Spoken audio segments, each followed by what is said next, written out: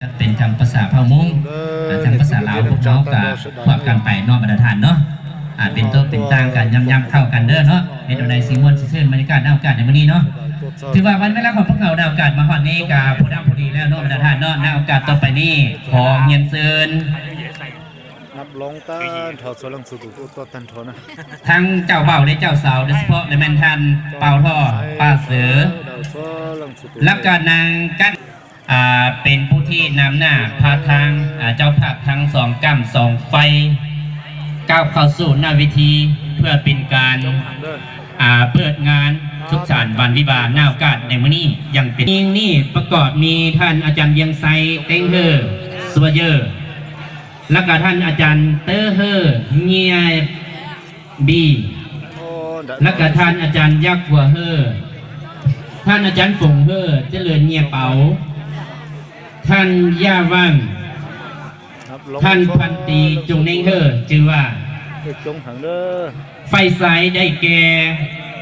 ท่านเฮอเท่าเพียหลวงท่านยงเย็นเท่าเพียหลวงแล้วก็ท่านวันใสท่อนี่แมนบรรทานทางไฟยิงและไฟไซฉะนั้นเพื่อเป็นการแสดงความปิติยินดีให้แก่ทางเจ้าบ่าวและเจ้าสาวก็คือคู่สมรสใหม่ในโอกาสในวันนี้โอกาสต่อไปนี้ขอเฮียนเชิญทั้งเจ้าบ่าวและเจ้าสาวเนาะเป็นผู้ที่นำหน้าพาทางเจ้าภาพทั้งสองกั้มสองไฟให้เกียรติขึ้นสู่บุญหน้าวิธีในหน้าโอกาสนี้เนาะก็ขอเชิญเชิญแล้วก็เชิญสวรรค์บรรดาทานแขกผู้มีเกียรติท่านยิงและท่านใส่บดทุกท่านเนาะตบมือเพื่อแสดงความปิติยินดีแล้วก็ต้อนรับทางเจ้าเทียบใส่แล้วมัน2 หัวมา4 หัวมาไปทางพุ่นก็ได้มาทางนี้ก็ถือว่าก็ดีมีแต่กำไรบ่มีขาดทุนเนาะฉะนั้นขอเชิญสวรรค์เด้อทางเชิญเนาะขอเชิญเชิญทางเจ้าเบ่าเจ้าสาวจับมือถือแขนเดินทางเข้าสู่หน้าวิธี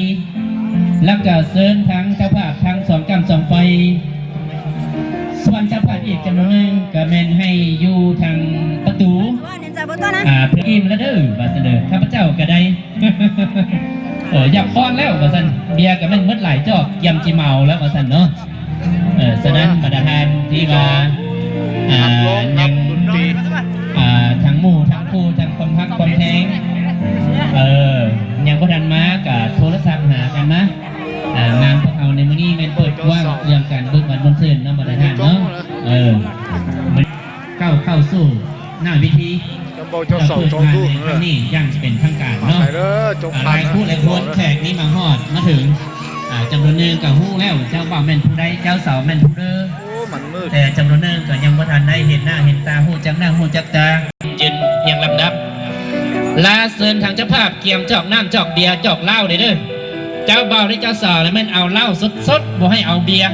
เอาของแท้บ่ให้เอาของปลอมเพราะว่าอันนี้มันหักแท้หักจริงเด้บ่แม่นหักปลอมได้เนาะ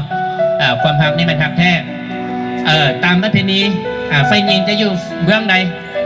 ไฟใส่จะอยู่เบื้องใดซ้ายมือหรือขวามือเป็นรูปตัววีเนาะตัววีทางเจ้าภาพพวกเราเกี่ยมจอกเหล้าของแท้มาให้ทางเจ้าบ่าวและเจ้าสาวผู้ละจอกหรือว่าผู้ละ2 จอกก็ดีสุดแล้วแต่ ส่วนทางเจ้าภาพทั้ง2 ไฟและแม่นผู้ละจอกหลังจากเปิดพิธีแล้วจะได้ยกจอกเพื่อแสดงความเป็นยินดีแล้วก็เป็นสิริมงคลเนาะทางไฟยิงมันจะอยู่ไฟขวามือหน้าเวทีเอาเป็นรูปตัวเว่เนี่ยจะให้เข้ากองได้เนาะบรรดาทานด้วยอันพวกเป็นรูปตัวเว่แล้วมันเข้ากองบ่ได้เนาะไฟไซเฮานี่มันคือว่าน้อยที่ว่ามีผู้ใส่ที่2 คนก็จะร้อนนาทีอยู่บ่ไอ้เฮ้ย น้อยล่าในรายใจใหญ่สู้ได้มาสั่นเนาะเอาเกี่ยมจอกเหล้าจอกเบียร์ให้ทางเจ้าบ่าวและเจ้าสาวเด้อแล้วก็เจ้าภาพทั้ง2 ไฟเด้อกินบ่ได้ก็เอาเป๊ปซี่ก็ดีบ่เป็นอย่างเนาะบรรดาท่านเนาะ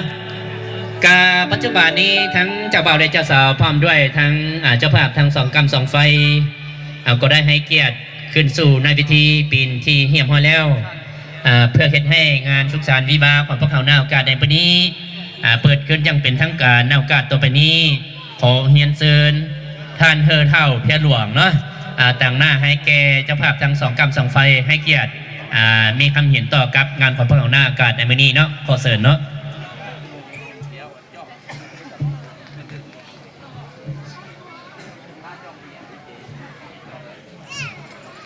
มาก่อนก็ได้จอกเบียร์จะใครมาก็ได้เด้อเพิ่นยานบ่ได้เป็นห่วงน้ำจอกเบียร์เนี่ยเอาสองจอกให้เพิ่นจับเด้อกำซ้ายกับจอกหนึ่งกำขวากับจอกหนึ่ง หลังจากเปิดงานและแม่นพวกเราจะสืบต่อระบบสามัคคีรอบหอบปฐมฤกษ์ไปเลยเนาะมาตรฐานเนาะ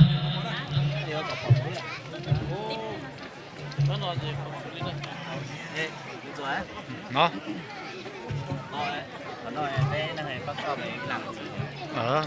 เจ้าสุขสมัยดีท่านแขกผู้มีเกียรติท่านหลายเนาะวันนี้ดูโอกาสอันนี้พวกข้าพเจ้าในนามเจ้าพักทั้งสองไฟก็ได้มีเอื้อนว่าจัดงานวิวาให้แก่ผู้เป็นลูกเลยล้านกระสันวันนี้เห็นว่าแขกเขาก็มาเป็นจำนวนหลายดีอกดีใจนำเด้อเกี่ยมจอกเหล้าเด้อจอกเบียร์มาให้เจ้าภาพทั้งสองไฟจับ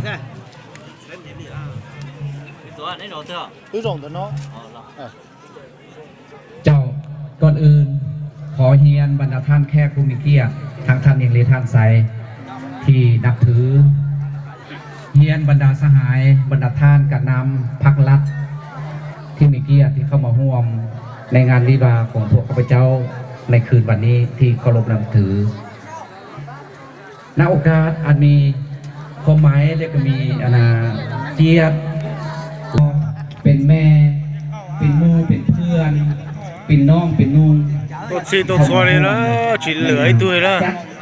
งานวิวาให้แก่ผู้ให้ยังจานตัวซีตัวชัวเลยละหลานของพวกข้าพเจ้าในคืนนี้พวกเขาจัดงานนี้ขึ้นเพื่อเป็นงานแต่งดองระหว่างซีตัวชัวเลยเป็นลูกคือเข้าเป่าคอและก็ผู้เป็นหลานสาวคือนางกนาเฮอเนาะแก่ชั้นบรรดาทานบรรดาแค่เส้นมาจากทั่วทุกบ่อนที่มาห่วมเพื่อให้ความอบอุ่นเพื่อให้น้ำกินน้ำใจให้ความสมัครใจให้แก่พวกข้าพเจ้าในคืนนี้เป็นพวกเขามี